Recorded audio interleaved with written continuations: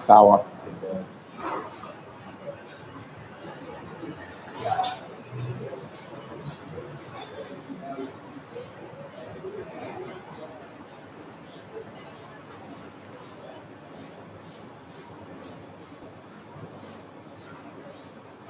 Caleb, stand ya simu. Omoja ametoka. Ametoka na gari yake ama gari yangu? Gari yake na mimi na gari yangu. Very interesting. Kujanieka kwa ile box Davido. Rada. Na hii suti yangu mbona haikai nini? Unajua ukiangalia live kuna venye inakaa lit. Na hapa kwa nini naona kidogo sioni hizo malines. Ama hizo ni za macho tu. Ama ni hizi macho zangu mpya.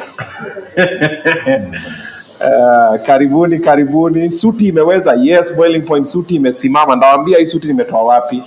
Kuna jamaa amenishonea hii suti. Ndawaambia huyu ni nani. Dr. Anna from Juja. What's up? So you're not wearing the blue suit. I was wearing it, alafu nikaletewa hii, alafu nikachange.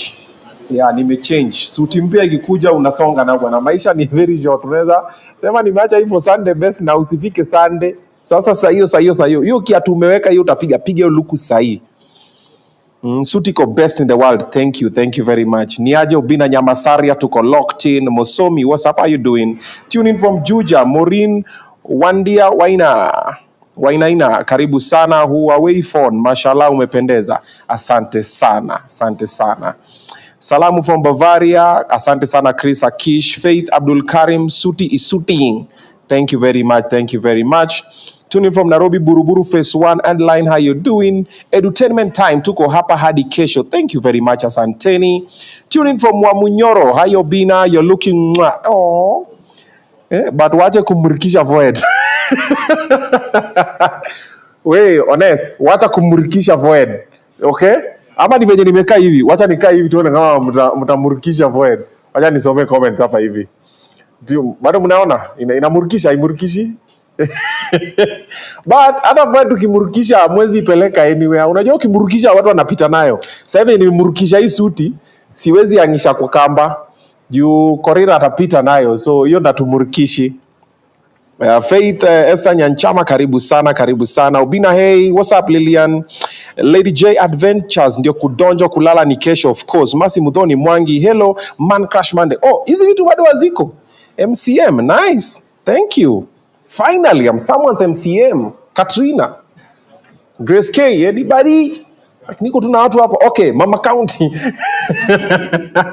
At least I'm someone's MCM.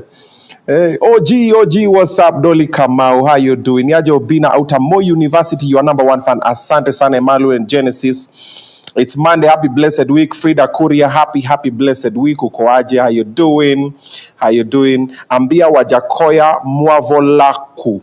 Okay, ndamwambia. Humphrey Munubi, ndamwambia hiyo story. Mwavolaku, okay. Hapa ni Mwavolaku. So nikao nakula, unajua Kiluya na sounding ya dibo. Mwavolaku. Okay, I Obinna, may your week be as good as your suit. Oh, okay, Diana Chepchumba, Emily Chepchumba, amune mama. Asante sana.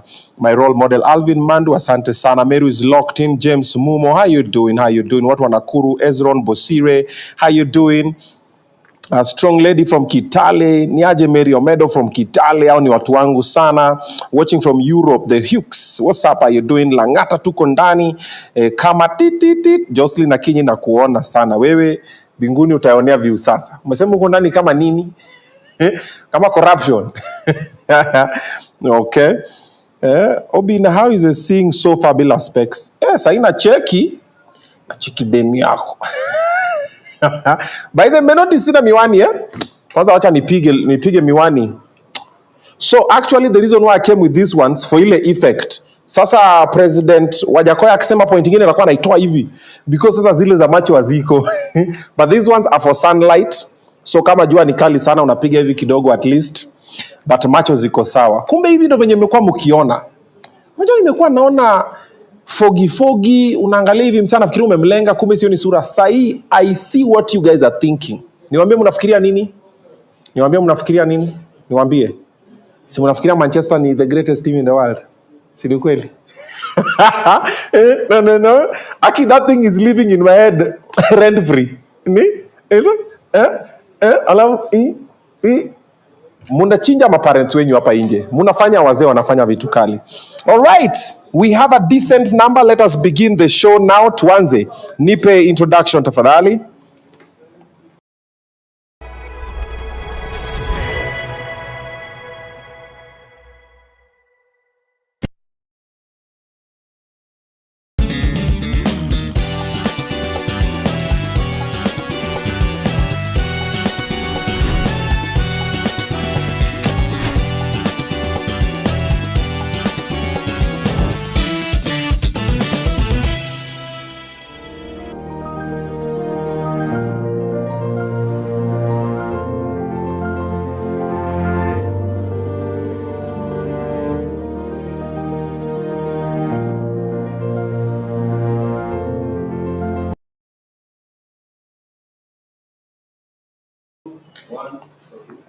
Hello there, happy new week. Welcome to Obinna Show live. Asante sana for tuning in. Asante sana for streaming this live. We do not take that for granted. We are absolutely humbled to have you guys here. Asante sana. We are hoping that your weekend was interesting like mine was. It was more chilling. If it was not, anza kupanga. Uko na zile kila kitu unaweza panga for Friday, Saturday, Sunday kuanzia leo. You have about 3-4 days to plan. So let's plan ahead. In Nairobi it's a bit rainy. Alafu pia hii area tuko steam imefanya mambo yake, so tumesonga kwa ile set yetu, tumesonga ndani kidogo because tuko na backup generator na inamurikisha kumurikisha, so ndo sababu tumeketi hapa ndani. But anywho, we still gonna bring you the best conversations, inspirational conversations, motivational conversations, and occasionally intriguing conversations. This platform is edutainment. We educate you and we get to entertain you in the process. And most definitely, we are still live from Samaki on Othaya Road. By the way, nimeingia nikapata wameweka pale maballoons za Valentine nini, wameanza mapema kidogo. Baba County ashaleta mboga yake hapo. I'm like, yo, watu wanamurikisha, wameanza mapema, so start early. Okay, the number is on the screen. You can get to call them up, so you can schedule a table. You come with your person and you get to try the amazing seafood. Mumeona suti yangu leo kidogo imemurikisha. The suit is suiting. Yes, this one imeshonewa na jamaa fulani anaitwa Art Young. Art, like A-R-T, Young. The number is on the screen as well. The video umefanya mambo yako, ya hiyo ndo namba yake, na suti zake ziko affordable. Umesema hii jacket ni pesa ngapi? Ama wapigie hiyo namba. Nila DM for price. No, but they are very affordable. Ameshona. Hii ni ya kushonwa. Hii si ile ingine na vanga ya kupanda ndege. Hii material ilipanda ndege, lakini suti ni hapa. He's a very young guy. Alikuwa amekama dress differently. Amekama na hii suti yake, nikasema okay, it looks nice. Alafu nimepiga juu, chini nimepiga black, malo nimepiga ka brown red nini. So if you're looking for a suit for a wedding or a show nini, talk to Art Young. His number is on the screen. Mulizeni tu hapo, text, hey, me suti dongapi nini. Amu nataka ka half code nini, atakuwa na kupanga. All right. So this week we are starting with a bang. I had to invite back a friend of the family, a friend of the show. We had a very interesting conversation with him a couple of years back, and we learned that the gentleman fought with a very big snake, with a python. Like literally, alipigana na nyoka, na akayua. Akombaka na marks, on his body. And then later on, he hooked me up with Le Grand Mopao. Tukaongea na Koffi Olomide. He also gave me his office where I shot my music video Wababa. Check out the song called Wababa, where I'm talking about young girls nowadays liking Wababa. It's a rumba vibe. Yes, and naona sana vitu munapenda, Wababa wale wako na mapesa, mami. That song is fire. So we shot it at his studio, at his office. Akatuambia nyu kujeni mufanye na akatu support. We have Le Grand Mopao in the video as well. We are talking with him over there. He did all that. And then he came with a theory that we can pay off our debts by doing two things. One, okay, there are actually three. One, we are going to be growing India hemp at expound, okay, bangi. Na inaweza tusaidia sana kulipa madeni zetu. Akasema kuna venom ya nyoka, iko na pesa sana, inaweza tusaidia kulipa madeni zetu. And then ya tatu, akasema nini ya mafisi. I can't say it, but you get it. Okay, if you don't get it, forget about it. Yeah, and when that happened, a lot of people had very mixed reactions. Wakasema, oh, ni stories hapa kule, it's not true, it cannot happen. But now he's back. Now I want to catch up what's been happening, because I've been seeing him going around the country, anapatiana ma football. Everywhere anaenda anakaribishwa, is being welcomed. What is the ground saying? And what are we saying? Manifesto yake bado ni ile 2027, bado ako kwa tepe. What is happening? And what does he think about this government? Help me welcome once more time on Obinna Show live, Professor. Yes. Sijui kani mwite wakili. Ama wacha tuse Professor, Scholar. Alafu tuongeze wakili. George Wajackoyah Luchiri. Thank you. Nimeipata vizuri? Yes, sir. Karibu sana. Asante sana Bwana Obinna. Yes. Mimi huwa nafikiria ulikuwa umesahau. But you are very Siwezi sahau. Vitu za nyoka nini? Zote, I remember everything. You welcomed us to your place, tukapiga story. You also gifted me a wine bottle that I gifted someone juicy. I stayed with it for over 2-3 years, I think. I gifted someone juicy. I was like, this wine bottle I was gifted by Prof. Wajackoya, so even me now, I pass it over to you. Thank you. Asante Thank you. I'll bring another one from California. Yeah, I just jacked it from one of my places in California. In my cellar, I have almost 5,000 bottles. You have 5,000 bottles of wine? In my cellar. In your wine cellar in California? Yeah. You have a wine cellar in California? Yeah, in my home, yeah. I don't drink, but when visitors come, what do you do? I give them to friends like you. And for me to give you something like that, you must be very special. Asante. Yeah. But why 5,000 bottles? It's my art. Collection of stuff. Collect old things, collect vehicles, collect watches. Okay. I've seen you have a different one. The last time we met, you had a very different one that had a very interesting story. Ile kubwa ile ukatuambia ilikuwa na bei mbaya sana. Yeah, but nowadays watches have gone out of value. People no longer wear these things. Everything, kila wakati iko na wakati wake. Okay. So sooner or later, in fact, I only wore this but nowadays I don't really want to. They disturb my kichwa. Na unapiga silver huku, gold huku. I never wear this all. Ni gold in silver. Gold and diamond. The other one? Same thing. Same. Oh wow! Hey, it's heavy. Wow, those are diamonds. Yeah, but these are things of the past. When I was still a teenager, I wanted to look good. 14K carat. Yeah, that's 14K carat gold. Oh wow, it's very heavy. It's heavier than the one I have. Unajua ile yangu nilihamo. But this I'm carrying for my grandson. Akiwa mkubwa kidogo, I will hand over my kingdom. Unampatia hizi? Zote ni mali yake. Yeah. Guys, amemurikisha. So kumurikisha means flaunting, and then wale wagondi wanajipanga. Ni sawa hata ni mgondi kama grandfather yake. Yeah, my kids are tough elements. No, I'm not talking about your kids. I'm talking about Katelo. There's a guy called Katelo. Kimurikisha There's another one pia anaitwa Baba County. Kuja ni kuintroduce kwa professor wewe shwali. Huyu pia weka hizo gold mbali na yeye. Basi tutakaa na yeye. Ni mtu wa Kibera. Huyu ni mamen basi. Usimurikishe. Sasa mimi ndio mwenyewe. Mimi ndio godfather. I grew up in the streets. Where? Hebu tuende tutembea. Huko umezaliwa, labda nyanya yako ndiye alikuwa. Anasema nyanya yako ni type yake. Wagwan man. Yeah. I got tell on you, my man. Unasumbua professor na kugota marafiki. Rasta man got a soul. Yeah, and got a head too. Head? Yeah, and when he died, no. When he smell, no smell. That's why God tell Abraham, come, and he was in Rastafari. Abraham, come. God tell Abraham, come. No, Moses, you come. And in the burning bush. Yes, and that was Rasta, Holy Wave. Holy Scripture, yeah. Holy Scripture. Because God speak through the fire, the smoke, man. Yeah. When he smoke, God look at you. Look at the Bible, man. The Bible, man. What do you think God was going on at that time? What? Guys, yeah. Abol is not illegal. Why you think the burning bush me? Cool down me. You know that people think the burning bush was yeah. You also believe so? No, it is in the Bible, man. That's the burning bush. Now you Ezekiel, go to Ezekiel 37, you read the whole damn thing. The whole chapter. Then go to Genesis 1:29, going up there. What's the early hub, my man? And then go to book of Haggai. Yes. Yo. Yeah, God was not stupid, man. Yeah. God created the bloody thing for bring. Yeah. Yes. Holy herb.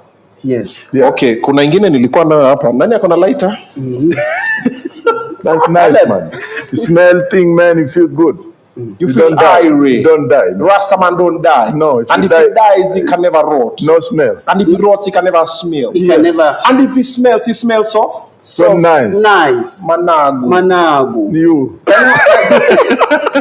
Wajackoya. Oh, yeah. Do you know Fanta Rasta managota soul? No soul, man. Rasta. Got a soul in the head. No, kuna ngoma Rasta managota soul. Reggae music rocking my bone. Huyu amejua. Wewe ni Wanyalenda. In the jungle. When Bob Marley? Mantiga Bay.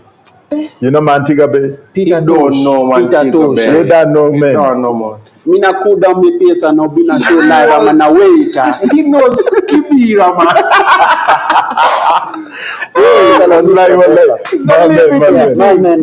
My man. Ina rasa 10 hapo. I go told on you, my man. I told on you. I go get some Nigeria food. You go food Nigerian food, man. Good for Rasta. They do bamba class. Oh, bombo class. Yeah, bombo class. Yo. Be blessed. Serve the visitor something to drink, Jan. What you wanna drink? We got magic. You got coffee made out of weed? What say? Coke. Magic drink. Made out of weed, my man. Cola. Weed water. Made out of weed. Yeah. Weed water. Weed, man. We don't serve weed water. Them jams go. Jams disappear. Yeah, not TB. Mana water. Yeah, 1 hour. I did not TV. So mana wana orange. Me good, man. Me good, Me good. Water. Cabernet. Water. Drink coffee. And then water for balance thing. And then give me water, man. Me water. Then bring coffee for professor. Yeah. Then put a little something. Some seed, man. You have some seeds? Yeah, they're outside. You go stuff them in the fish. Inside the fish belly. Put some sweet. Some seed and you boil them. When you go sick for 1 week, my man. I go tell you. Sit down. Oh, Sit down. Okay. Sit down. You say we put what in the stomach daily? Take seed from weed, man. We take seed from weed. Yes. You put on the stove. Yes. It's put called fish ganja. Ganja tea. Yeah, ganja tea. And you smoke. You smoke it in the fish? No, when mother is pregnant, my man, you give her fish made out of it. When the kid eat and come out very brilliant, go to university. The kid smarter. Yeah, Wait. that's my secret. Hold up. You say when your lady pregnant, you give her fish with the weed inside. Then she give back to brilliant baby. Yes. And then the child become The child no sick, man. No go sick. So clearly your mother did not take fish with weed, right? They wonder. And my mother neither. Mama, me disappointed, man. Me Mother, father, you sleep in a talenta weeder. me father could have given me more than fish na weed. You smoke something today? Then, You smoke something today? no, we don't know. What are you saying? Oh, yeah. Wajackoya, wake nilike kimoko, wacha nikulete vitu. Mana heri. Yes. Welcome. What a way to break the ice. Wow. Strangely enough, you can speak a couple of languages. Many languages, man. Ngapi hivi sahi? Just bring a woman and tell me which language she comes from how to. I bring a woman. Yeah, and she Katrina, unatokanga wapi? Kakamega. Yeah, I speak that one. Ni Mluya. Another one. Kakamega. Gracie? Yeah? Tika. Yeah. Hebu msalimie na Oterere. Olimwega. kitikish. Nikki wa here. We? Idu ama ngosa. It's okay. It's okay. Oh, wow. Okay. Welcome back to the show. It's been a minute. How have you been? I've been fine. Okay. I've been studying throughout. You've been studying? Just completed my studies now. What are you studying for? Just was writing my second PhD for 6 years. Yeah. Corona kicked in. Elections kicked in. So now, just waiting to go and defend. So during the campaign, when you're campaigning, you are still studying that time? Yes. How are you balancing the... One leg here, one leg at the university, getting instructions, doing my research in the US. I've been around. And then doing also a diploma, postgraduate diploma, University of Nairobi, in migration. And then working in my law firm. My head is made up that way. I have to do so many things in one go, then I'm no more. Yeah, but I'm not that type of person who will concentrate on. I multitask. Okay. Multitask, yes. Okay. I'm teaching at the same time. Oh, wow. So in the States, which university? Walden University. Walden? Yes. Then up at the UN? UN, I was doing a postgraduate diploma. Yeah. Then I was teaching at USIU, which I teach. I'm glad to have taught a lot of journalists there doing their masters in international relations. Yeah. Nice. Wow. Hey, that's juggling. Are you autistic? I think academically I am. You're academically autistic? Yes. Because autistic kids wanakuwa na blessing ya kujuggle a lot of things. Yes. Like most geniuses are normally, they have some spectrum. They're in the spectrum kidogo. Unapata mtu ni genius. Anaona vitu nyia muoni. Because like, jamaa kidogo. So you might be, if you're able to juggle school, unafanya diploma, UN, unafanya... No, postgraduate diploma. Postgraduate diploma, yes. UN. Yes. Then una defend, unaenda unafanya research, yes. Your PhD. Teaching at USIU. You are teaching at USIU. Practicing law. Doing a presidential campaign. And doing a lot of things, Na bado una dance huko TikTok. Definitely. That's my house. I love TikTok.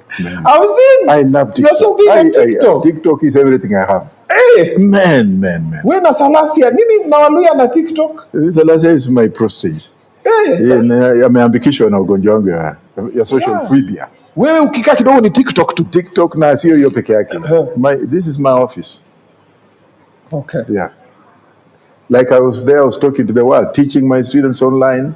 Yeah. Yes, and also reason why I went to Nairobi University is people thought I was a fake. So somebody challenged me and I was like, what the heck? I went in there and I came out with it.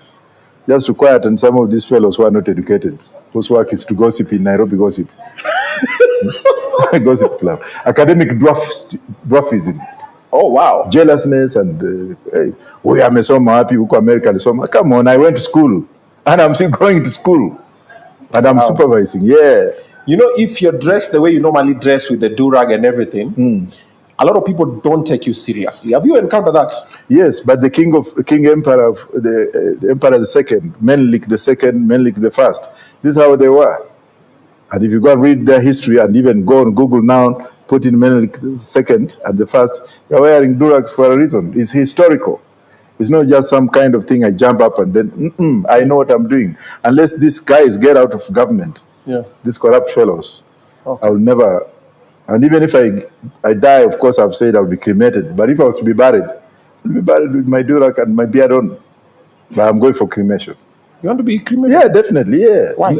Make it easy so that people don't come to look at my wife. Oh, I'll give you a shoulder to cry on. Oh, come on, burn the whole thing and let life continue. It's just a body's...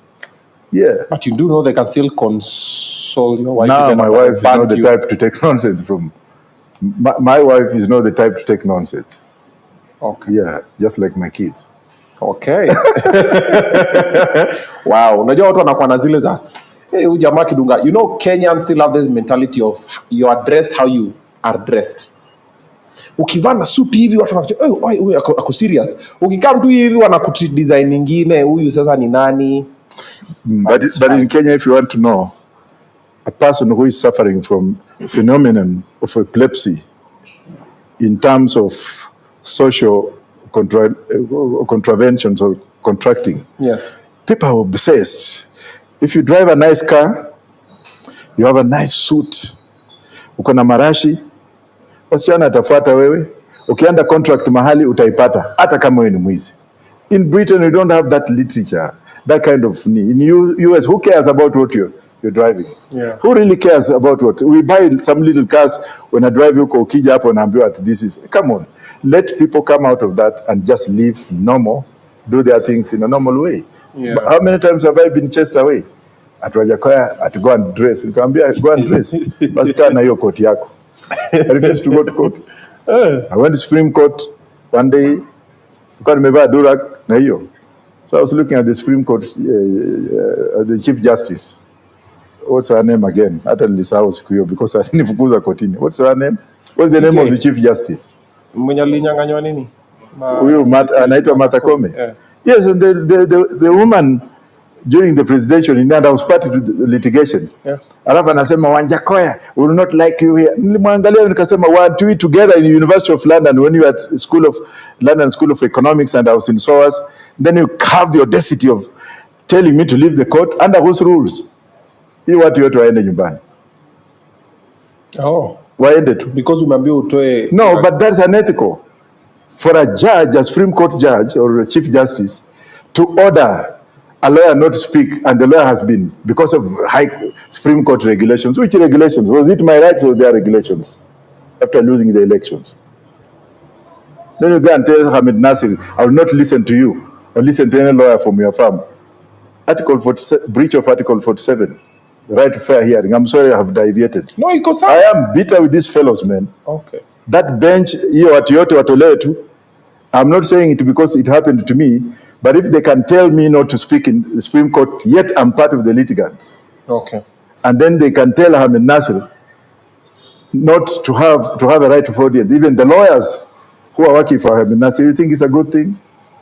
Hata kama ni nani anataka kutoa, which is unfortunate, but the Supreme Court in this country, they should stand to be counted. Otherwise, I am a scholar. I can teach them judges in a class. Those who don't have masters, naweza kuambia, put yourself there, I'll teach you how to lawyer or how to preside over in courts. I mean, what tenets to follow.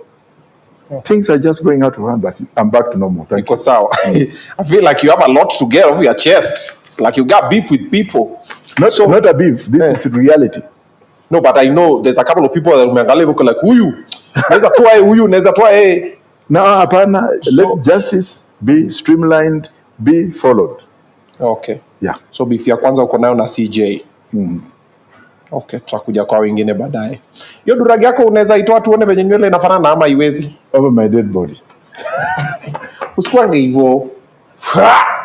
Exclusive. Hata hii ndevu yangu kushika hivi, lazima uwe special. Either you are a grandson. No, ndevu na tutaki kushika. Well. No. It's okay. Tunataka kuona uko na nini? Unajua hii ni religion. Oh, by the last time we spoke, you are practicing, was it Hinduism? I also do Hinduism. It was Hinduism. Ile ulikuwa naomba asubuhi, you had like a shrine in your office. Actually, what I've done is I've gone across all the religions. Okay. Been in Hare Krishna, I've been in Nation of Islam, reading their philosophy, Buddhism, been in all sectors of Christianity, and the Church of Scientology in California, which I finished. Oh, you're in Scientology? Yeah. Oh, wow. Dianetics theory. When Tom Cruise mko hapo? I've just read the philosophies of these churches. Okay. I wanted to know really what is it that these people know about God that may add value to me.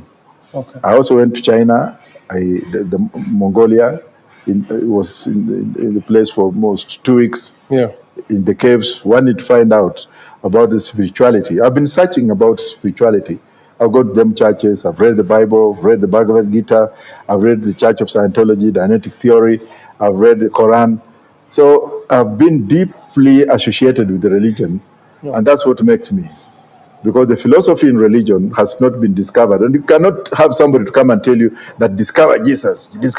Go inside, find out the values, the spiritual tenets. What is it? What is it that the Nation of Islam stands this way?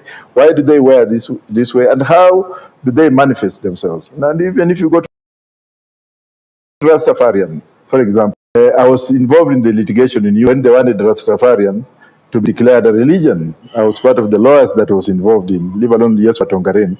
Yeah, and we went up to the House of Lords in London, and the House of Lords came up and said that Rastafarian is not categorized as a religion because they've never been there long enough. They have only been there for 60 years, blah, blah. So I'm so much into religion, philosophical phenomenon, so that I can actually have to believe into a higher power to find out the dynamics, what goes on in spiritual world. How do people relate? Do you have life after death? Do you have this norm that when you die is when you receive a virgin? Or do you have this norm that when you die ndio utakula vitu mzuri? But what I've discovered is mimi nataka heaven is here. Kula vitu yote hapa, maliza, kufa, zikwa, machomwa. Okay. According to your research, which one do you think is a true religion? There's nothing like true religion. The true religion is you and your deeds and how you manifest. You Preach, brother, preach. Multiplicate yourself. Finally, someone is seeing it. Yeah, if you look at the Second Chronicles, chapter 4 from verse 10, maybe if I can educate you a little bit on that or just inform you. Please do. You find out people like Japheth, the prayer of Japheth, the mother of Japheth, how she cried with pain, how she talked of the boundary with that pain. And then when you look at the genealogy of Japheth, you'll start with verse 9.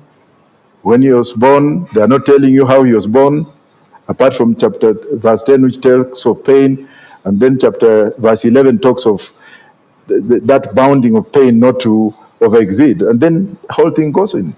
If we go to Matthew 5, verse 25, it talks about vilification of the tongue, what the tongue can do. Yeah. And so there's a lot that I've read, the Bhagavad Gita, Srimad Bhagavatam, Cantos, Church of Scientology. Religion, watu wanasema Christianity is the way, Islam is the way, Hinduism is the way, paganism is the way. Yeah, even like, Jesus himself. Yeah. He was a philosopher who intertwined his spiritual philosophy and did some kind of practical approach to the dailies of the beings in the beginnings by answering all questions that were there or were asked of him. Okay. Alrighty. Well, tumeanza mambo ni kumoto, and you still have more interesting conversations come about. Oh, by the way, you mentioned that you are a car collector. You collect cars. Yes, vintages. Vintage cars. Yeah, even if you have one now, let me go and look at it. Especially Morris Minor, the 1971. I'm looking for the 1971 Morris Minor with the wood. The wooden. Then Volkswagen, 1967, 66, 67. I look for combis. Combi, the old combi. And then Peugeot 403. 504? No, not 504, 403. 403, okay. Yes. Oh, wow. Sasa umezicollect kama ngapi? Nyingi. Then the plan? You just have them? I just, like, I collected a Cybertruck, which was made, I saw a picture of a Cybertruck, which was made in 1817. Was it 1907 or what have you? So I went and bought one Cybertruck recently in the US, driveless, just to fulfill my desire of the one of 1907. I think in 1907, just like that. I love vehicles. That's why I don't drink. I don't do a lot of things. So you have a Cybertruck? Nah, those are things that Kenyans have. Many Kenyans have those things. Yeah. Cybertruck? What's a Cyber? Oh, Kenyans have, I know about 6 Kenyans who have Cybertrucks. Yeah.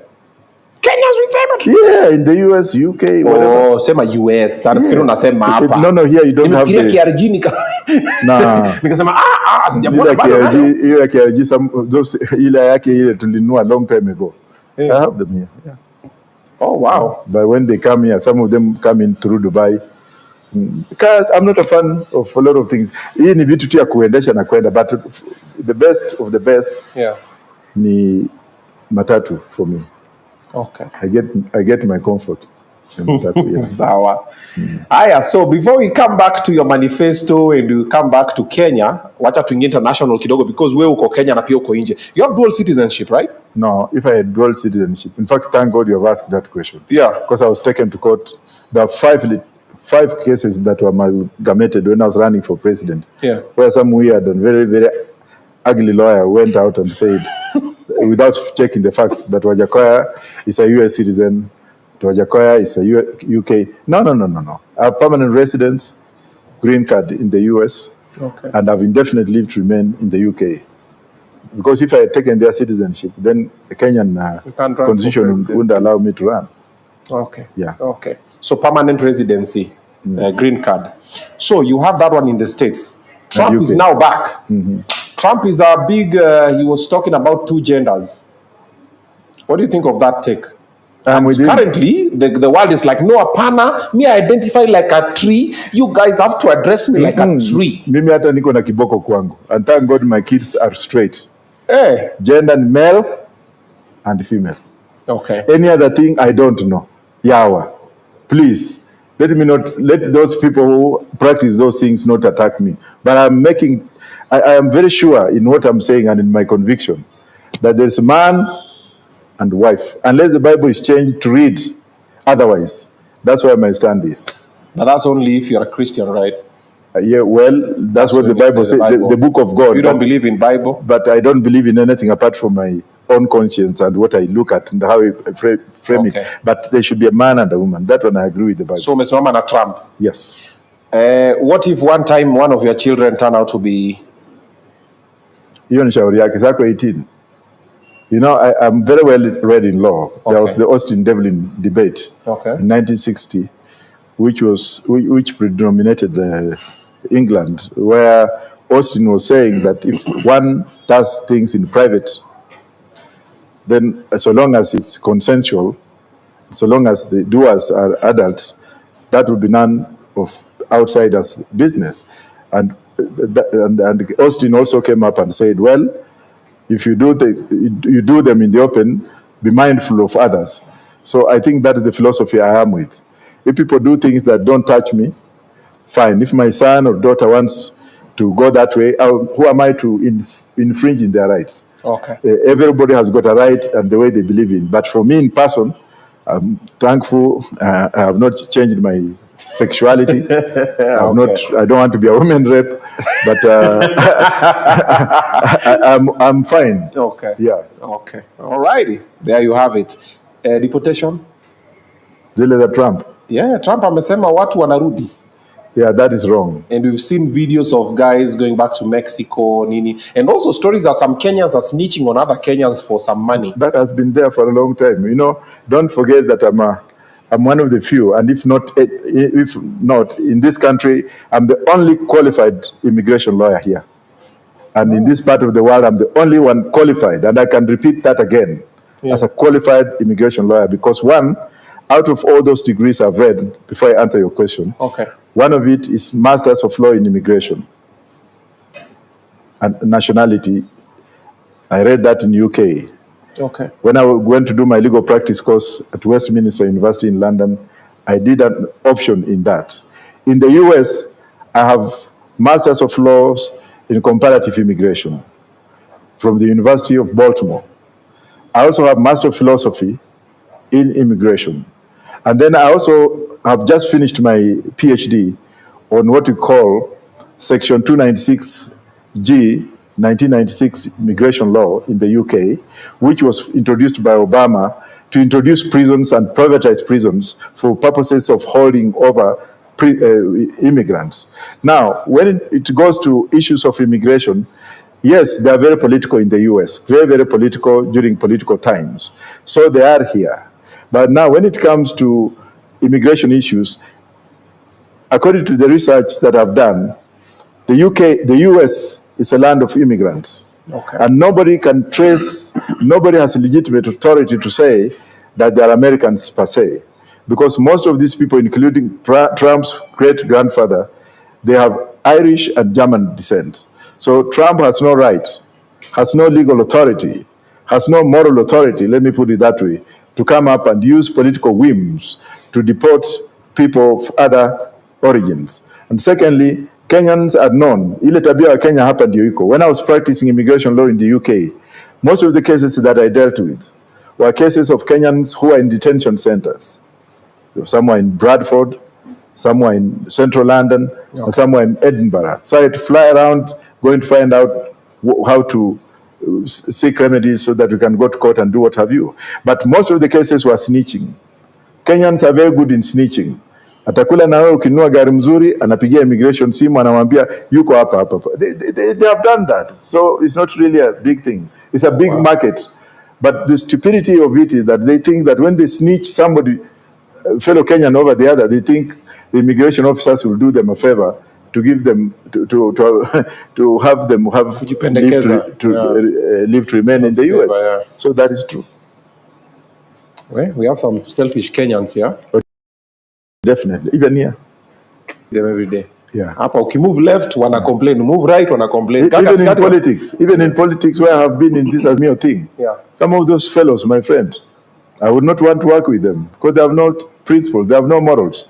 Ni tumbo yao tu, lakini tuachie hapa. Okay, now we're done with the international. What has to do the local? But before we get to that one, do you now have the video for Stanford? All right, so Stanford, yeah, the new one. Okay, so work on it, okay? All right, so Stanford College, unaweza tafuta pale online. They are currently taking, it's not college, it's bridging school. So they're taking guys wale when you're walifanya 844 system, wafanya KCSE, and then you're looking for a way to, kuna ka subject to perform vizuri, ama unataka kumaliza KCSE yako vizuri, Stanford Bridging School is for you. All right, na by the way, si Gumbaru, ni shule ya watu wa young, unaenda pale unasoma unamalizia. Now, talking about schools, let me talk to you about the intake that is currently ongoing in Goldchild Media Institute. You have that one, the video? All right, so Goldchild Media Institute is teaching you what I get to do over here. Obinna Show Live is brought to you by cameras. We have lights, we have location, the set design and everything. All of that you get to study it at Goldchild Media Institute. Even graphics, when ikiongea zile vitu zinapia hapa chini, nini hizo vitu zote, hizo mabwembwe zote, unajifunza pale Goldchild Media Institute. Check this out.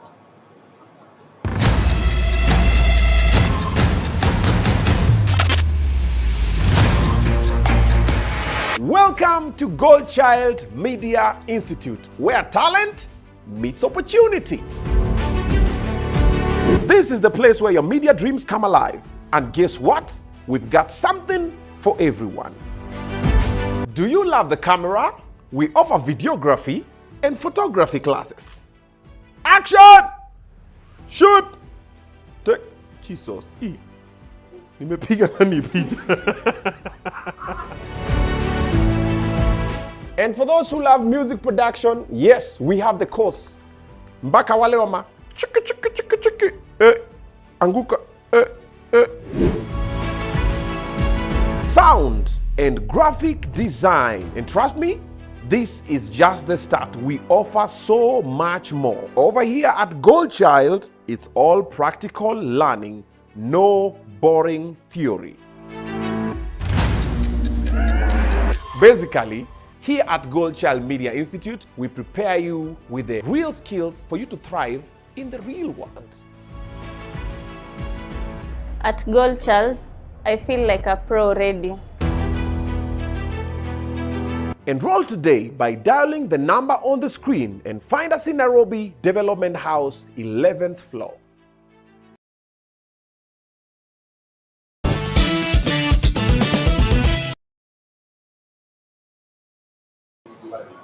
All right, welcome back. So we are having presidential candidates, Professor George Wajackoyah. We're having conversations, wild view, but now we're coming local. Let's come back to Kenya, what is currently happening. Let's pick his brain on a few situations.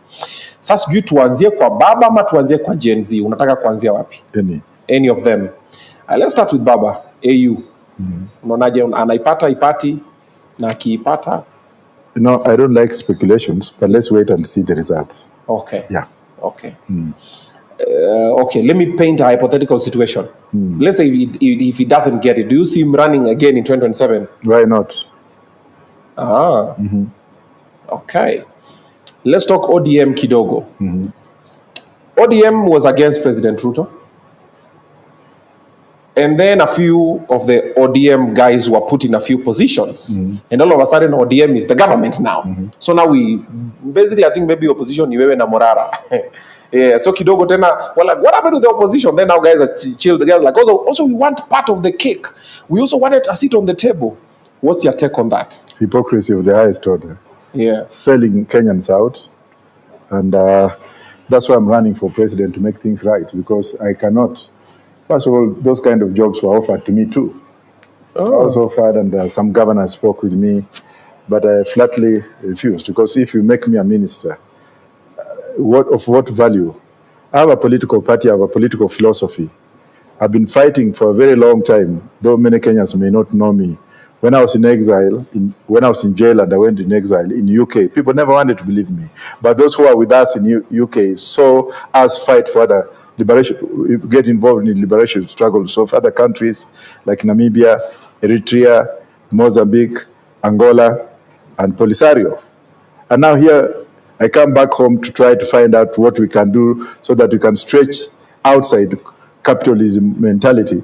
And then you find some people coming to me, Wajackoya, so uwe tu hii, chukua hii bwana, wewe kuja kwa bros-based government. Nikamwambia kwendeni tu na hizo vitu zenu. And I'm very, very, very optimistic even right now as I stay here today. I will not join Ruto. I'm not likely to join him. I will not join him unless he does what some of us want. Unless he picks up a phone, aseme, because nowadays he's calling me mtu wa bangi, mtu wa kumanga, which is okay. I don't give a damn on that. But unless he recognizes me as a person who made him to be president, for the votes that were stolen from me and was shared, I will not work with him. You want me to stay with Ruto in the same room, alafu akiingia nasimama nasema, Your Excellency. There must be apologies done either side. Ruto must recognize that I was number 3, and I was not number 3 in vain. I was number 3 with the recognition of those Kenyans who gave me the votes. So you cannot now come in and send some people here to come and at Wajackoya sikuje. You know, they are used to work with the yardstick. Huyu Wajackoya tukipelekea milioni 50 ama milioni 200, huyu atakuja. So it is those people who you have just defined. Wanaonyeshwa kapesa kidogo, wanapewa cheo, wanaruka sasa wanaanza ku defend. Run some of the clips of those people who are appointed. The before clips, them talking about Ruto, and then run the current clips on how they are talking. That means Kenyans are left, maybe the only person who feels, among the few that are remaining, who feels the wrath of Kenyans is me. I haven't seen any of them. Naona tu magroups, kama today, my friend Eugene, of course, is doing what he's doing. And then who are there? Look at those fellows.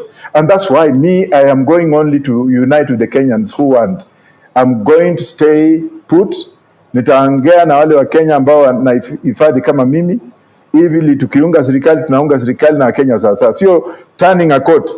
Mtu amekuwa MCA walikuja juzi. MP, minister, senator, governor, women rep. Kwani alizaliwa kuwa na change tu court. Kwanzia leo sisi tunaenda huku, tufuate huku. We need a complete overhaul. And if Kenyans are listening to me, I'm here. And I'm not going to fear Ruto. And I don't fear him. He's a Kenyan like me. I will respect him, but I will not fear him. So the things he's telling members of the public are not forthcoming. For example, Mumia Sugar Company, it pained me seriously. Yeye anasema anaenda kupeana bonus. Unaenda kumpa bonus nani? Mumias was close with Kidero. Farmers died those particular years. There's no Mumia Sugar Company anymore. What is happening is companies have changed names. If you go to Company House, utaona kwamba the current runners of Mumia Sugar Company are not the ones who are there. Farmers sold their lands, mashamba ingine ilienda, alafu Ruto anakwenda kusema tunapeleka bonus. You are a government. How did you get this money to go and give bonus? Did the company give you those bonuses? How? He hasn't explained this. Alafu anaangalia sana anasema sasa pesa iko kwa bank. Who are you lying to? Alafu when he took over, he said first 100 days, Mumias will be standing, Pan-Africa will be standing, Ndoia Sugar will be standing. Alafu you get some sycophant politicians from Western walking away with the speakers. Kesho, don't heckle the president. Hell no. Let me tell you, I'm here. Sio mbali. Kenya belongs to Kenyans. Let Ruto come out and call people like us to sit him down and tell him, look, hii ni mbaya. Wengine wako hapo State House. They are never elected by anybody. they are giving people direction, kupanga watu hapo. Niende nipango State House na watu. No, thank you. But Ruto can still work it out. Anaweza kuja tukakaa chini, tukajadiliana, to chart the way forward, but not under duress, not under coercion. Wale watoto ambao wameshikwa wote tunataka kujua ni wangapi, wenye wamekufa ni wangapi. I'm also asking Gachagua, wewe ulipokuwa kule, sasa unasema they are writing scripts for you to read. Fair enough. Why can't you tell us about kwa wale watoto ambao waliuawa tukifanya maandamano? Gachagua, I'm addressing this to you. Now that you are privy to information. Why can't you apologize to Kenyans on those statements you used to make that particular time? Why can't you come up and say, watoto fulani waliuawa na mimi nilikuwa nimeambiwa hivi, nilikuwa naenda kwa ofisi usubuhi kabisa kwenda to make sure things have gone this way. Why is this? Why is Sudi now talking of plans to assassinate Raila at Serena Hotels that is willing to go and all this is a circus? If Sudi is saying that, where was he? Was he privy to that conversation? Does Gachagua know about those assassinations? Let them come out. Kenyans, I'm asking you through Obinna Show. Watoke, waje watuambie, watoto fulani waliwawa, wengine wako pale, Ruto aje atuambie, mtoto wa Mturi tulikuwa tumeweka ndani namna hii. That is when we shall sit down. Lakini mambo ya hypocrisy, campaigning every day. Campaigning every day. Your days will come also, my friend. Mheshimiwa Ruto. Your days will also come. Zamoi zilikuja kaenda, Mobutu alikuja kaenda, Amini alikuja kaenda, hata wewe utaenda. Kwa hivyo, do the right thing. Wow. That's something. Mefunguka. I think, guys, the interview is over. Thank you very much for watching. So, they wanted to appoint you minister.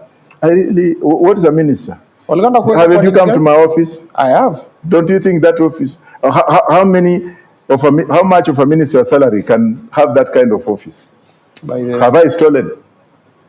This is my own investments overseas. So why would I be running to an office ndio ukitaka hata kwenda hapo no. Things are so bad. Things are bad. Gachagua, you have a responsible you have to tell Kenyans. Ruto, you have to tell Kenyans. Hii mambo ya kuja kudanganya watu sijui tufanye nini. Sit in State House like Kibaki, fanya kazi yako, wa Kenya watakuamini. Wacha kurandaranda kutangatanga. Juzi ulisema ati mimi na mangamanga na wewe unarandaranda. Thank you. Who stole your votes? They stole my vote. They know. They should open the server. I'll have to tell because I'm told I had 2.8 million votes.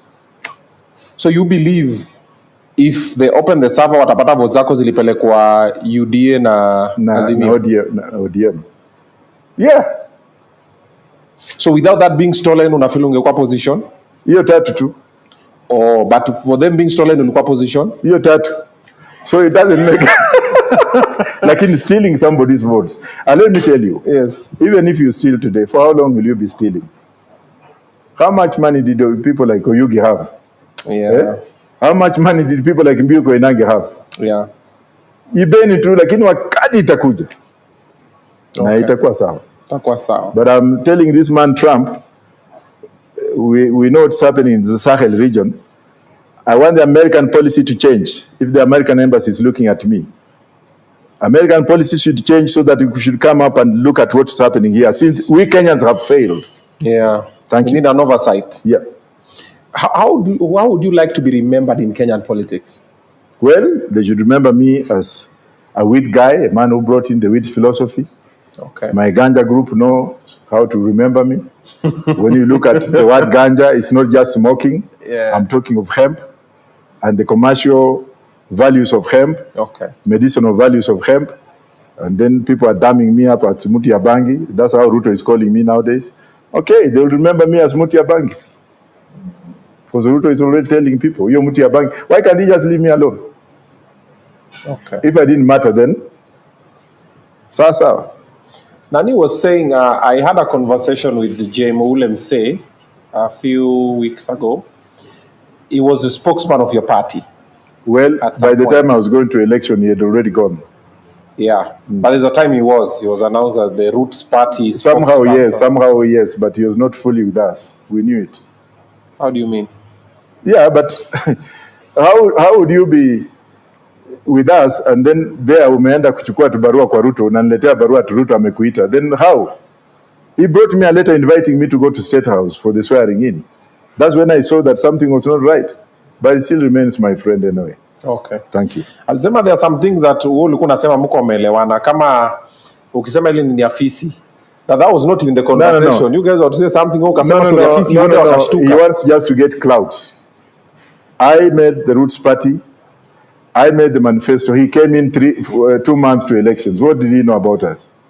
But then I'm talking this way because of how he behaved in the last minute. Okay. Mambo ya fisi, yes, he could be right. But I did not mean hiyo ya fisi. I meant those corrupt ones.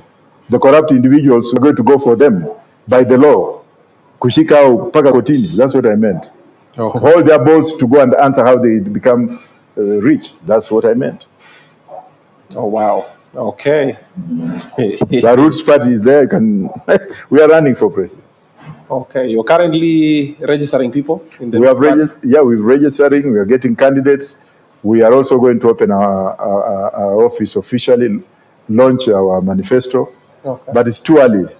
We are not in the run. Wacha kwanza waendelee wafanye nasikia Matiang'i pia amechukuliwa Jubilee na Gachagua leo wanakula rumba huko Karen namna hiyo na yeah. But I can assure you that our offices will not be in Karen or Kilimani. Offices zetu zitakuwa mahali watu wako. I've seen also Matiang'i has joined the race now. And stories is a front runner for Uhuru. You've heard the stories? Yes, I was very shocked. Yeah. I've spoken to Matiang'i. Matiang'i is a gentleman in my own way, the way we speak. Yes. Lakini why would he not be man enough to run on his own? Ni lazima letwe na Uhuru awekwe pale. Of what interest is Uhuru having to putting Matiang'i there? I'll defeat all of them, trust me. Hey, well, I love the confidence. Oh, wow, okay. Umesema wote pamoja? Nasikia sijui anaenda kuleta sijui vifaa wanaenda kuchukua watu sijui kuja kina Mtata my friend sijui wamefanya commission gazeti. Come on, be like Wajackoya, ongea na ile mtu. Wewe unavutanga bangi, pigia mikura. Unavuta changa, nakunywa changa, pigia mikura.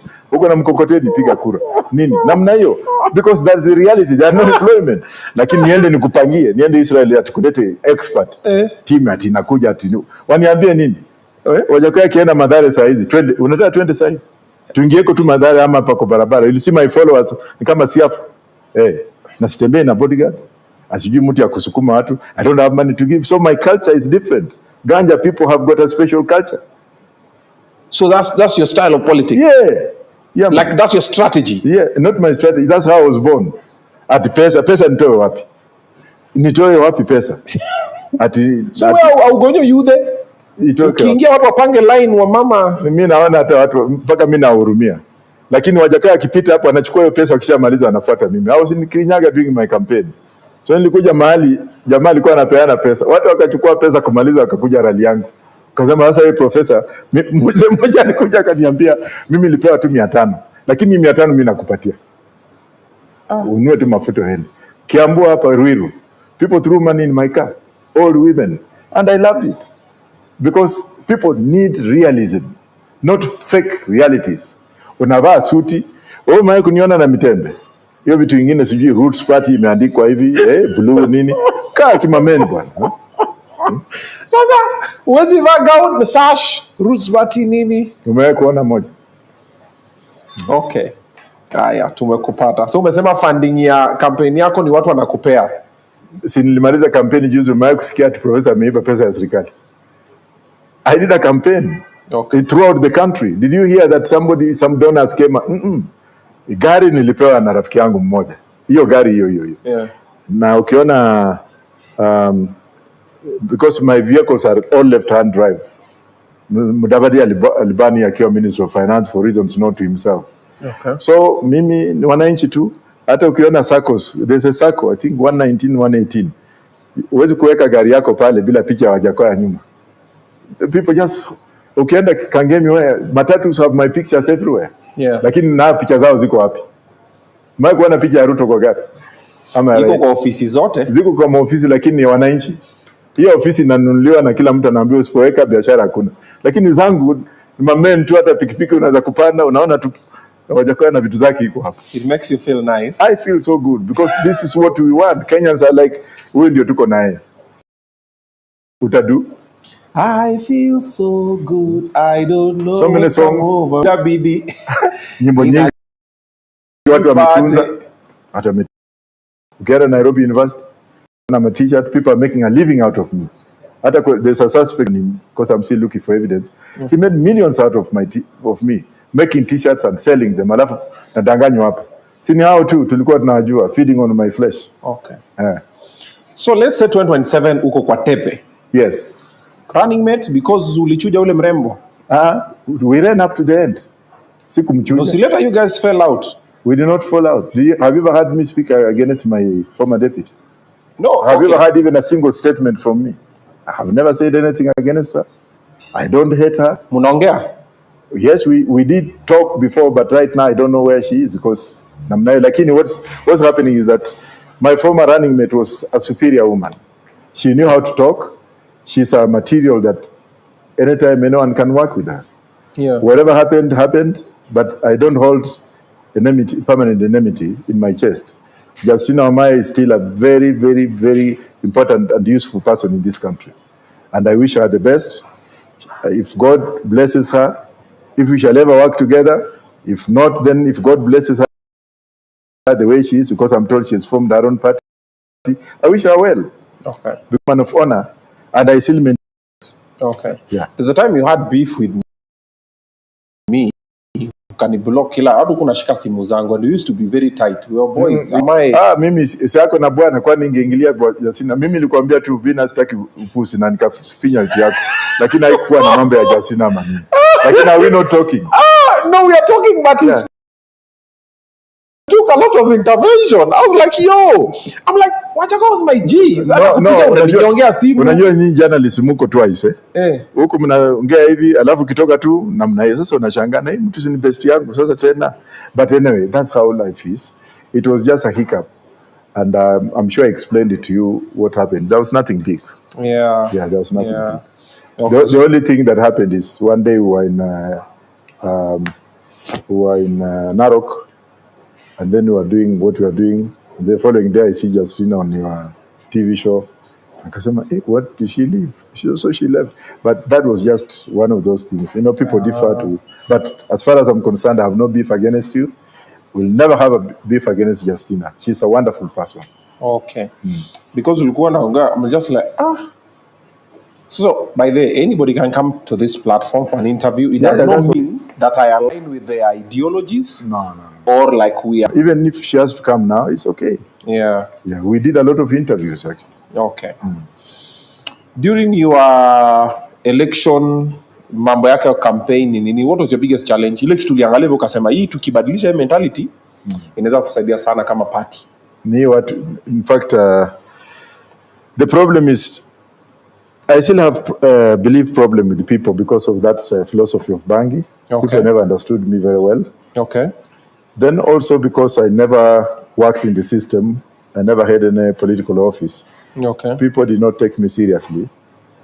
And also because I've not stolen yet, I don't know that I will steal tomorrow. Nikawa na scandal ya wizi. Oh, did you just say you've not stolen yet? You don't know if you steal tomorrow? Yeah, nipelekwa kotini nini, ndio sasa niwe machua, ndio nianze kusema kwa ground. Ya tribe yangu imeonewa. People had their own reservations because they saw me different. But notwithstanding that, I like the way the young people came up and identified me, and they are still with me. You know, my support group is authentic. It's not that group that can leave even if you give them money. Yeah. And that's why the president is trying very much, talking about youth, abducting them.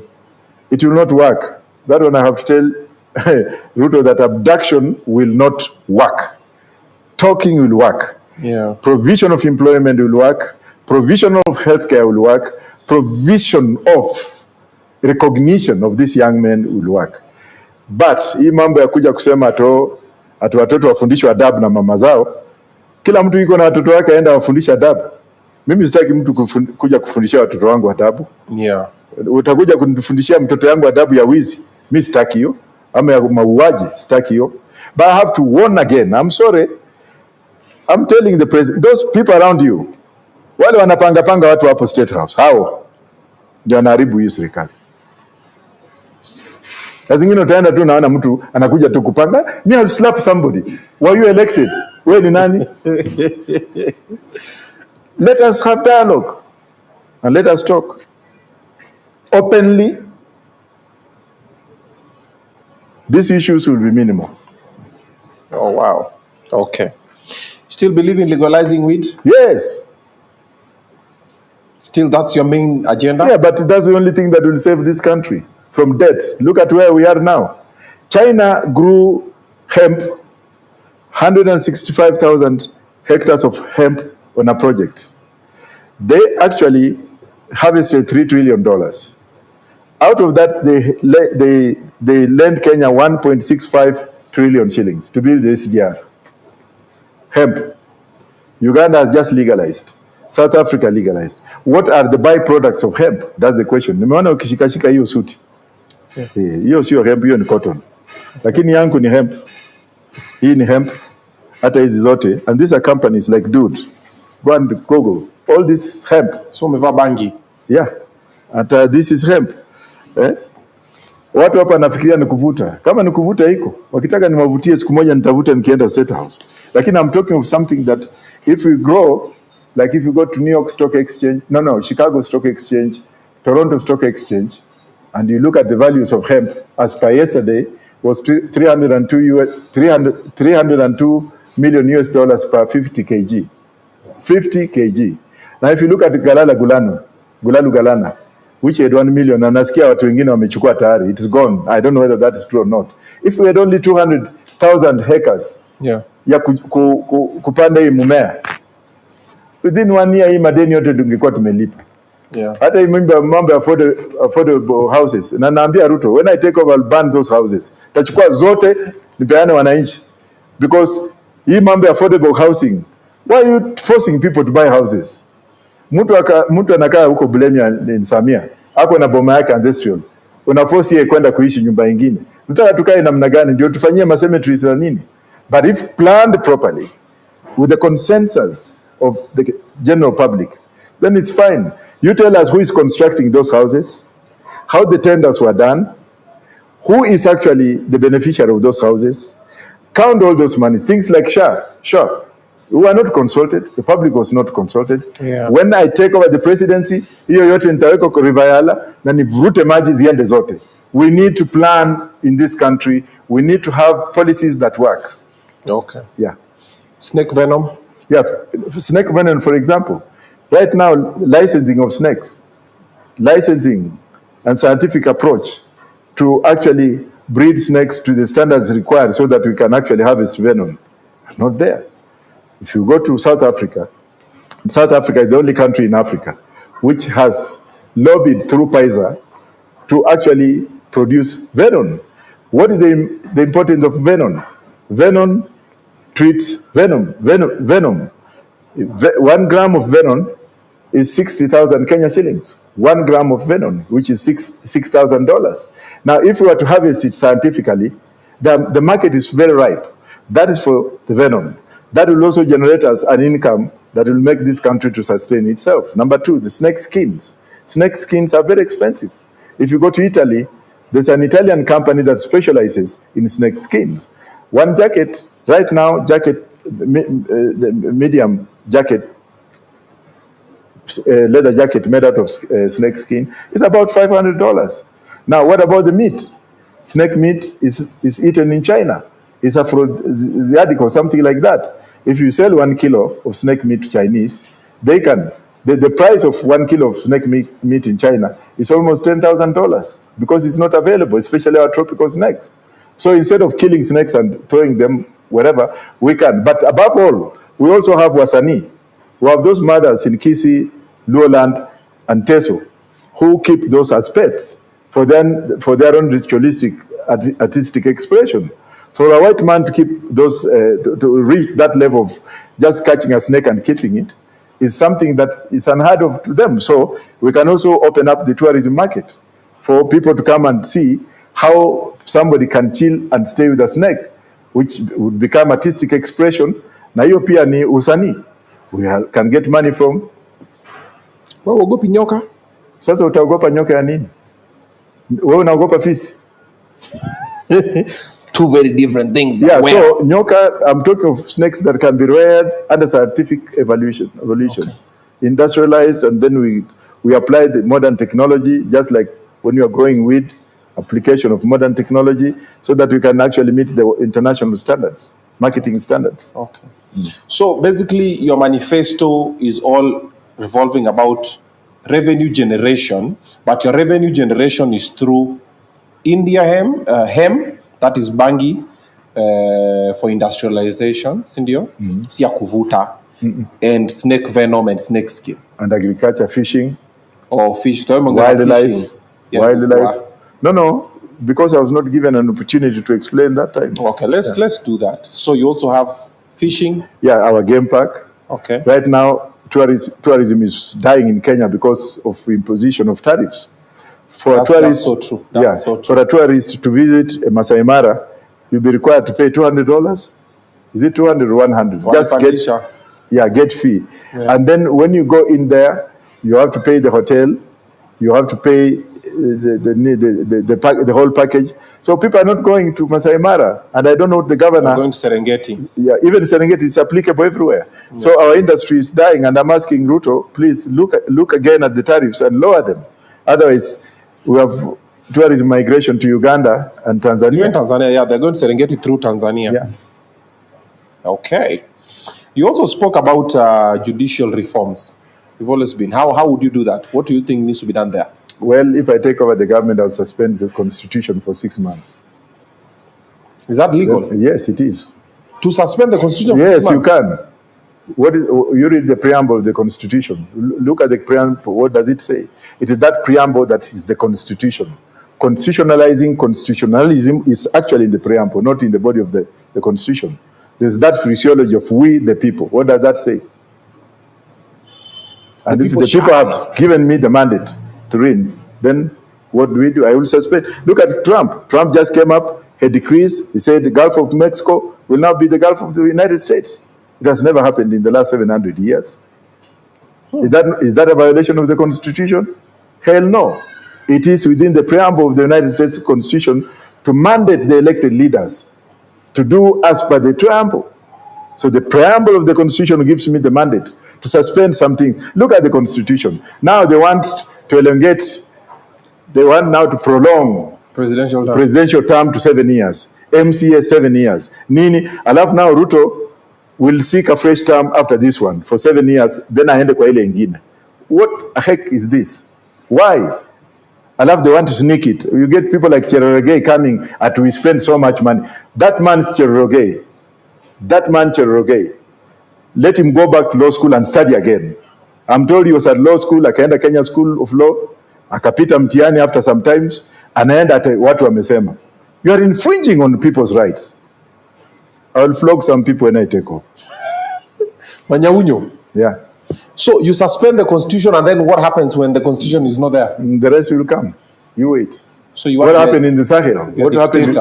Well, Kenya needs a benevolent dictator to put things right. Yes. Oh. Yes, a benevolent dictator. Somebody to put things right. You don't need just ilifanya hakuna mambo ya praise and worship here vile tunaona politicians wakiworship wengine. Ati ni wewe tu. Hiyo language ya wewe tu utaenda. You know, we have a lot of cartels in every department of the government. Like tuseme for example kama ni ministry fulani, kuna tu watu specific wana handle kitu nini. And that one sometimes when the leaders get up there, they find it so hard to deal with them because it's the way the system is.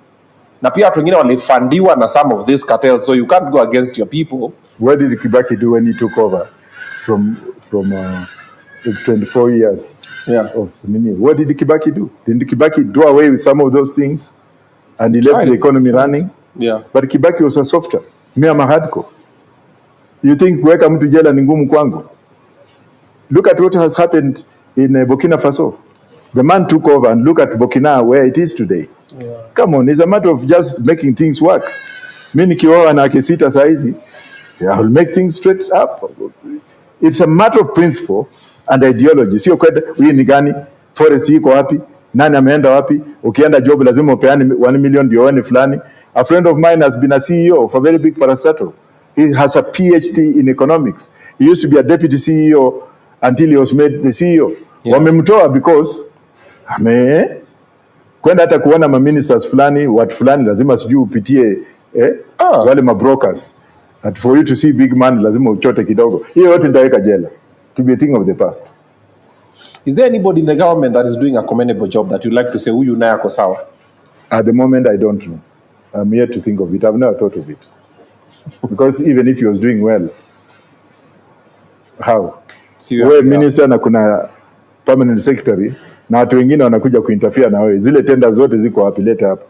So that's how, look at the governors. How much money is given to the governors today? Governors are really crying, and this one I'll support some of them.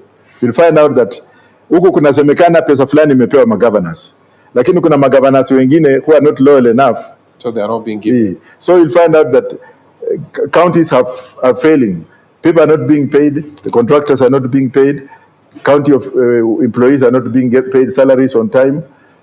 Then just go to any county today. Find out about contractors who have lost their jobs, who have gone bankrupt in Ruto's government. If I'm the president, siwe governor utaenda nyumbani. Pesa nitatoa na nitaangalia kama vile hiyo pesa inaendelea. Governors are building mansions. Angalia, enda tu kwa kila governor mwambie nipeleke kwako nione. Na hiyo umejenga tu kwa miaka 2 tu. Ulitoa wapi? What's your take on the CDF, by the way? Does it still have to go through MPs? The CDF should actually go through county governments, not through the MPs. Sorry. Hata MPs naambia tu kuna wizi mingi. Unaona kama sasa zile shule za Kimilili constituency. Did you see the documentary today? Where 12 schools have been declared unfit because the member of parliament there interfered with the CDF. Ye mwenyewe anakimbia na chopper. How he bought that chopper, I don't know. Yet it's a public interest. He has to tell us. Na shule, they have been declared unfit for student consumption. CDF, Mr. President, my friend Ruto, toa hiyo ma CDF urudishe county. Oh, wow. Okay. So your first 100 days, let's say you win. The first order of business to suspend constitution. That's order number 1. That prisons will be busy. The first 100 days. Prisons will be full. Trust me. Yeah. We need to bring order within those 500 days. Okay. To bring orders to restore confidence within Kenyans and the international community. Okay. Yeah. What's your take on Morara Kebaso? Morara is a young man who is an ingenious. Okay. I love the boy because he came up and he stood firm. Yeah. He's been arrested many times and he's still standing firm. But what we don't know is I am yet to speak with him in person because I tried to speak with him na akaenda hivi nikasema kwenda utanitafuta siku nyingine. But we need to find out and whether he can work with us. Okay. He's a young but I don't know. He should learn from some game taratibu and also not whatever. But what he's doing is very like young man.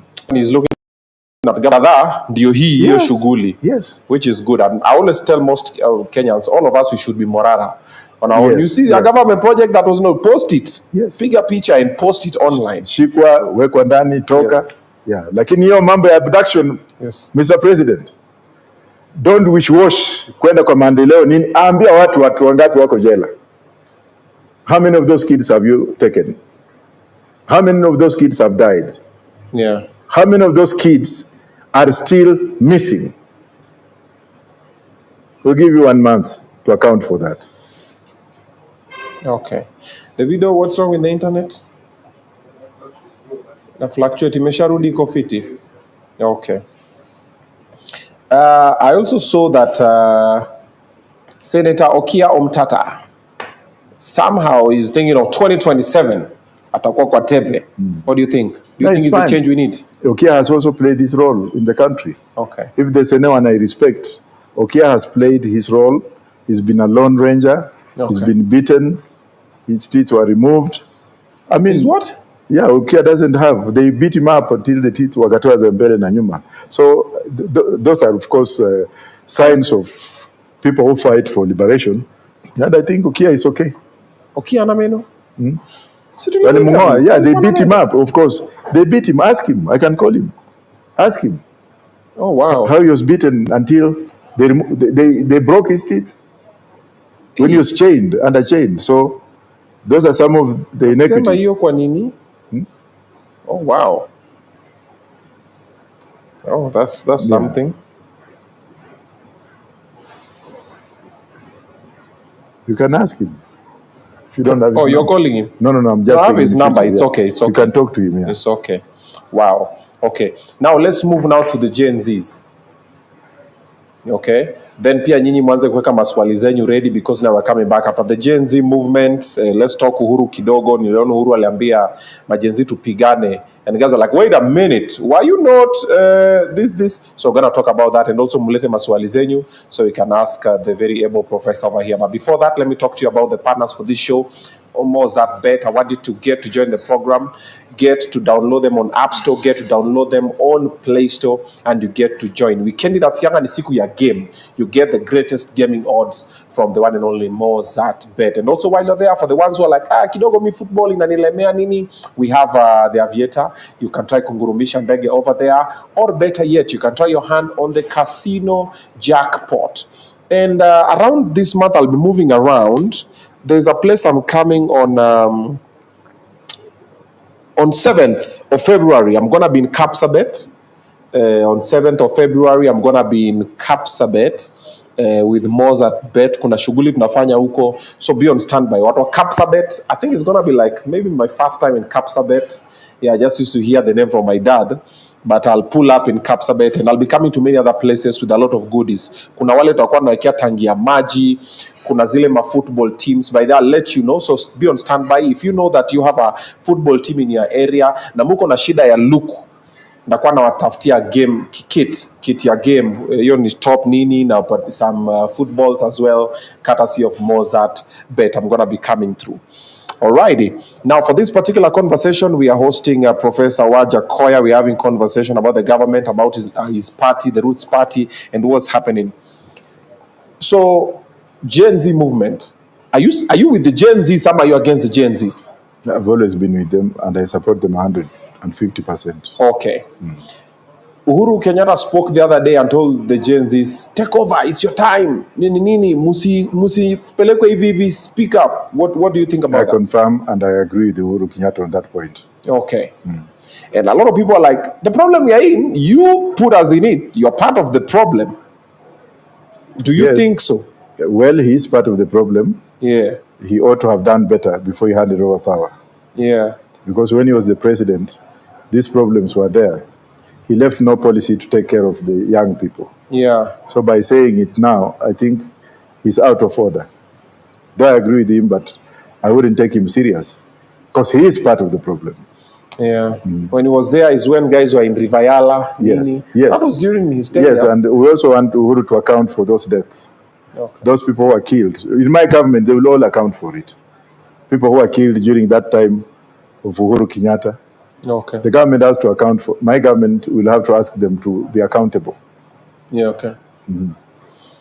All right, there you have it from Wajackoya. Now, leteni maswali sasa.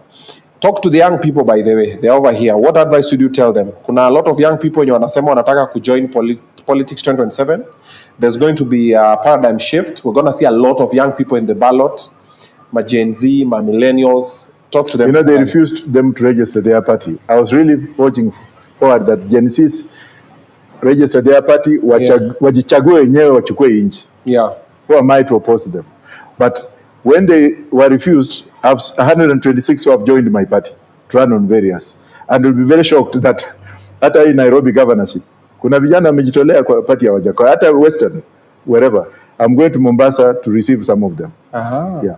And I've also seen you're going around giving footballs. Yes. What's that about? Well, I'm promoting the young people. In fact, I've been to 85 schools last week alone. Oh, wow. Yeah, in Trans Nzoia, Kakamega, Busia, and Siaya. Just promoting the young people in school because they have nothing to do. Yeah. But then I also don't want them to have to waste their time. Let them do something. Yeah, kabla hajapewa pange ya kwenda kukata miwa. Wewe unaenda university, you are having help loan, taka ukimaliza upewe kazi, wewe ni internship upewe kazi, unatoka huko naambiwa ati kuna nyumba ya kwenda kuconstruct affordable housing, itatoa employment kwa watoto wa university wenye wameenda university kwenda kubeba changarao na nini. Come on. Alafu mnasema na watoto wenyu nao wako wapi? Where are your children? Why can't you be an example? Chukua watoto wako waende pale na tuwe na TV 1 week. Uone vile anafanya hiyo. So joke with this young man. And this young man, trust me, I'm not saying it because I'm here. If Ruto does not do anything as soon as he can, these boys will not just sit behind there. It is their time for them to come out and do what you want and reclaim the glory of your country. I am not inciting anyone, but I'm telling you because I have a constitutional mandate to speak on your behalf as a person who was the third in the last elections. Okay. Let's talk abduction. With the current rise in abductions of the young people in the country, how can we be more vigilant as young people? Bigger picture. I'm addressing Kenyans of all likes. Ukiona any suspect vehicle around you, piga picha. Na ukiwa mtu atakuja kukushika, mwambie ajitambulishe. Kama ajitambulishe, go for self defense. Kill them. Because how do you just come and take me and you don't tell me why? When the constitution says that you have, as a police officer, you have to identify yourself, tell somebody your name or show the ID on demand, and then tell the person why you are arresting him. Otherwise, how do you know whether you are a thug? A thug arresting another thug. It happened in Colombia. It happened in Chile, where people became fed up with this kind of arrests. Walichoma kadhaa. And there's nothing wrong with that when the society has been disintegrated. Unless the government is responsible, then who is doing it? Look at Muturi's story. I'm asking even those government machineries. I know some of my friends hold very senior positions. What you do today will haunt you tomorrow. What about if your own child is abducted today? Utaenda kulilia nani? Mama yako? Utalilia nyanyako? I'm bitter. Why are you taking away these kids who are just agitating for their rights? Why? Why can't they take the law in their hands if that is the possibility? Shika, peleka kwa polisi, na kama ameshindwa ako na bunduki, use the necessary force, apply the necessary force. If you have a knife and I have a knife and you want to knife me, nitakuja na mkono mtupu. If you have a gun and I don't have a gun and we are many and you want to arrest me to take away my liberties without telling me why you are doing that. I am very bitter, Mr. President. I am very bitter and I'm not just joking. We are ready to die for this country. But I'm telling you, stop these abductions. Otherwise, I'm giving you 1 week, 1 month to release all these people and to stop the abduction. Gachagwa's part, I want him to apologize for the deeds he did when he was deputy president. Okay. So it's up to us to defend ourselves. Yeah. Record. Mutu asibebe mutu kama hajaji identify. Yes. Okay. What's your take on police being taken to Haiti? That is Maxwell Mutugi Waveti. That was wrong, illegal. I've been a policeman myself. Yes. We still have crime in this country. We have cattle rustling. We have people fighting. Those policemen should be brought back and be deployed to hotspot areas rather than being taken. Okay. The Americans can take their own police if they want, but that was a mistake. Okay. I will recall them immediately when I take over the presidency. Okay. I have a question. Sai help inasumbua, so many comrades wanalala njaa juu hakuna food. Ask mkuu time yake atusaidie aje na hiyo shida inatusumbua kwa sasa. That's Ian Omai. By the help is a big issue for comrades. Why wasn't it an issue before? Why wasn't it an issue during Moi's time and Kibaki's time? Yeah. Why is it an issue during Ruto's time? Is it because of some kind of mismanagement? People will go to jail for that too. Okay. Some people are thinking you are too old for presidency. They're saying we need a young president. That's okay. That's what I've said. Whoever takes over, that is fine. Korea. Yeah, that's fine. When they say I'm too old for the presidency, then let them elect whoever they can, who will speak like me. Okay. Corruption, how are you going to tackle that? Death sentence, death penalty. I'll restore death penalty. Yeah. If you go to China and you are caught on corruption, they kill you, right? Yeah. If you go to US and you are caught of corruption, you are jailed for life. Okay. Now, if you go to Russia, they kill you. The Chinese come here and they corrupt us, but yet they cannot play corruption. If we Yes, we shall take them before the tribunals. Yeah. If they are found guilty, they will be hanged in Uhuru Park, upside down, just like what happened in Afghanistan. If you can hang about 100 of them, there will be no corruption again. If you go to Great Somali was a hotspot. The Greater Somalia, which is a republic, people leave their monies on the streets. Because when the new regime came up, they came up with harsh penalties, and nobody steals. All you want is to be safe. Sitaenda tuende kotini ubribe magistrate, utoke huko sijui uende wapi, kwenda tribunal 14 days, 30 days, kama unashindwa nyongwa. Where? There's also another story for the KDF lunch subsidy being removed. You've heard the story? I've not heard, but if that is true, then they're brewing problems. Yeah, that ati saizi army wakuwa najibaya lunch. Nimesikia story kama I have not also read well on it, but nimekuwa naona na story that kuna subsidy ya chakula ya KDF imetolewa, so now inafaa wakuwa inajinunulia lunch yao. I don't think that is possible. That's a hoax. In Kenya, everything is possible. Yeah, because if it is, then you don't touch the army. You don't touch members, men and women in uniform. Yeah. Leave them alone. But if that is true, I wish it was true. Kinachemuka. Yeah. It's bubbling under. You don't play with the army. By the way, leave our boys. Traore is watching. Traore Onyango. Yeah. Ama Traore Kamau. Okay. Umetoa lunch is fine. No, they cannot. I think it's a hoax. But if it was true, there's smoke. No, you can't tamper with the men and women in uniform. Okay. I will defend them until heaven comes from the moon. Okay. Our level of taxes. That's something that we need to. I'm telling you, the amount of taxes needs complete restructuring of the country. Yeah. For example, in our manifesto, we wanted to create states and counties within states, so that we have state taxes and county taxes, and then the federal taxes. Federal meaning national taxes, whereby the determinant factors on raising tax revenue will be from down, the people in the counties and whatever. For example, now, Narok County. Narok County is a very rich county. Narok has got resources in terms of wildlife, tourism, they're number one, wheat farming, they're number two, livestock, meat, they're number four, number one again, and also hides and skins. Now, if Narok County was Narok County during my tenure, then they will have a state government. For example, we would have a state government in Nakuru, whereby the county government will have its own legislative assembly, as they have. They will actually come up and speak on their revenue. We have this amount of revenue I've picked from our people in Narok. Our first priority is to build schools for our people, build hospitals for our people. We need this quota. If it's 100%, we need 60% to remain here. Then 40%, out of 40%, let the national government and the state government share in terms of doing dualism. What we mean by dualism is by maintaining the infrastructure that crosses from one state to another state. 20% will go to that. From one county to another county, 20% will go to that. That will be 40. But 60% will remain in the county to build that county, rather than you being told, lete kila kitu huku, alafu sisi tutakupatia. And that's why governors have got problems today. Oh, wow. What's your take on IBC? I think President has done something. I saw something today morning in passing. I think he has approved the appointment. He has appointed new ones. No, new panel. Oh, it's a panel that can now appoint the IBC committee, like the chair and everything. I'm yet to verify that, so I can make a comment. But imekawia, ilikuwa imekawia. People walikuwa pia wanajiambia zile za kama IBC mpaka sasa hajakuwa appointed, mambo itachemka.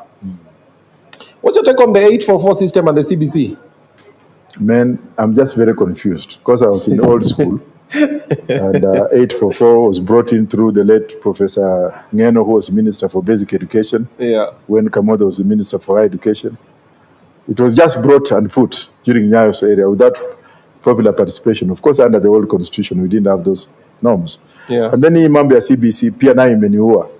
They want us to be Americanized very quickly. And I think Matiang'i was involved in that CBC thing. How would you expect a child in Lokichogio, where we don't even have power, to go and make a doll or to go and swim go for swimming lessons when even we don't have a swimming pool to the standards specified by the Consumer Act. The whole of this CBC, I think my government will think about it and we shall reverse it again. Shall reverse it. Oh, wow. Me, my daughter was telling me over the weekend I make for her Ruto.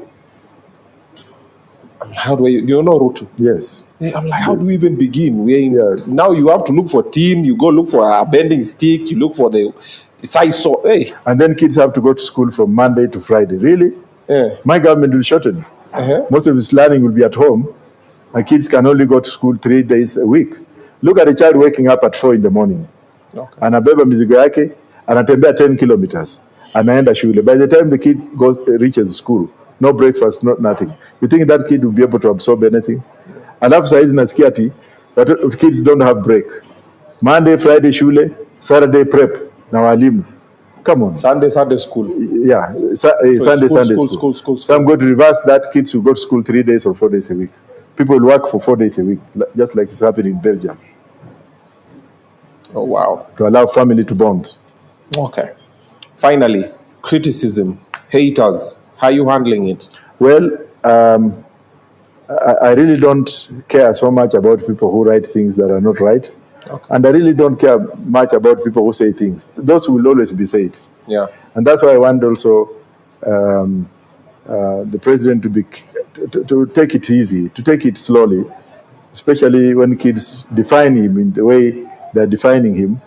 You should not want children, like what Murkomen is telling kids parents who wafundisha watoto wao manners. Let him, if Murkomen has got children, wafundisha watoto yako manners, wachana na watoto watu wengine. Let the kids express themselves artistically, because freedom of expression is guaranteed in the Constitution, though with limitations. Yeah. So let's do things right. And criticism is a way of life. I've learned from Raila Amolo Odinga. I've learned from the abuses. So some of them, it's okay. It's okay. Okay. So that was Professor Wajackoyah. We're going to be having Sigi Johnson as well. We're going to be talking about your Klabundo sign #1 club. Kama club yako inajaa. Let's find out what are ladies doing. The Mchele ladies, are they still there? What's happening? Wababa story. And also, let's talk to Rex Papi. Is he crazy? Ula anendanga tu akihag watu kwa street. Anenda tu anahag watu kwa street. Is he crazy? What's happening? Let's talk to comedian Mwirigi. This one is a meme master. Chenye anafanya ina trend. We also gonna be having Mluo Socialite. Mluo Socialite, we're gonna be talking what is currently happening kwenye social spaces pale. And then tuko na hello, mimi naitwa Brenda. Sasa mambo. You know that guy who has a female voice anaprangana watu akikuongea nawe hivi kidogo unachanga unauliza what's happening. Let's find out what's happening. Ako sawa. Najua akiona wajua anaweza kuwa deported saizi. All right, thank you so much for coming through. Thank you. I've seen some of your questions are just repetition of what we've spoken about. So ukirudi nyuma kwa interview labda kuna wale ametujoin late, we already spoke about majority of the questions that bado mnaleta hapo. Asante sana for coming through. We always have a home for you over here on Obinna Show live anytime. Thank you. Ukifikiria kitu kingine umesahau niambia Obinna, kuja kwa ofisi huku nikwambie mambo. Mimi nakuja unalipua. Hata leo hujalipua hujakanyaga shingo leo. Today you've been very civil. Sijui ni because umetembea huko ukasema now we are also learning. Kuna time unararuanga watu leo umekuwa kidogo batiko tu sawa. Hiyo matanki ya maji peleka mahali nyingine. Nimefungua hospitali. I'm opening up a hospital which I've built. Okay. And at least we need some tanks in that place. Oh, where is that? Mumias. Oh, yes. Umebuild hospitali Mumias? Yes. 16 bed. Nice. Like your hospital, ama? Yes, to assist my community. So we need, if you have whatever. No, let's discuss offline. Let's discuss offline. Definitely. We see what is possible. Yes. I can talk to Mshamaliza mpaka mabati. No, the whole building is done. Hata vitanda tuko nazo lakini mattresses ndio tuna miss. Yes. Now we are supposed to open it next month. Okay. The only thing is we need some 2 tanks but maji pia tumeweka. Yes. Madawa tuna. Ndio tunataka tu kuanza namna hiyo. Whichever you can afford. It's a public hospital. It's going to be public. It's a charity. Community hospital. Okay. Yeah. So let's talk offline. I talk to my guy at Mozart Bet. We see what's possible. Thank you. The worst they'll do is saying no. You would have assisted my people from Dangalas, yeah. Because we have about 15 primary schools around. And for these kids, when kids have an issue, they have to go to Mumias and Mary's Hospital, or go to Ukwala, or go to Butula. Okay. So I've done it, and this is the first time I'm reaching out. Normally I do things on my own. Okay. But because of your good gesture, yes. Yeah. Sawa. Grace K, who do we have next? Who do we have next? Thank you. Mluo socialite. All right, see you guys in a short while. Yeah.